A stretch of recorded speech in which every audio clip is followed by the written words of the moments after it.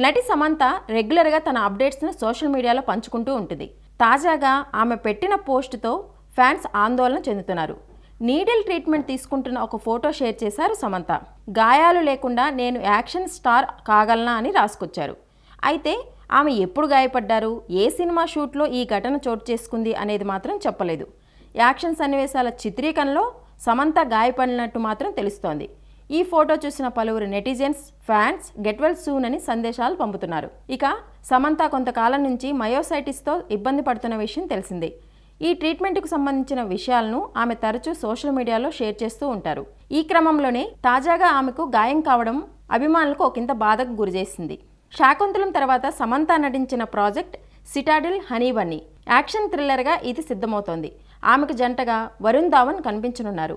Raj and DK డైరెక్షన్లో ఈ web series రూపుదిద్దుకుంటోంది. ఇప్పటికే చిత్రీకరణ పూర్తి చేసుకున్న ఈ సిరీస్ నవంబర్ 7వ తేదీ నుంచి అమెజాన్ ప్రైమ్ వీడియోలో స్ట్రీమింగ్ కానుంది. హిందీతో పాటు అన్ని భాషల్లోనూ ఈ సిరీస్ అందుబాటులో ఉంటుంది. ఈ సిరీస్ కోసం ఆమె ఫైట్స్లో శిక్షణ తీసుకున్నారు.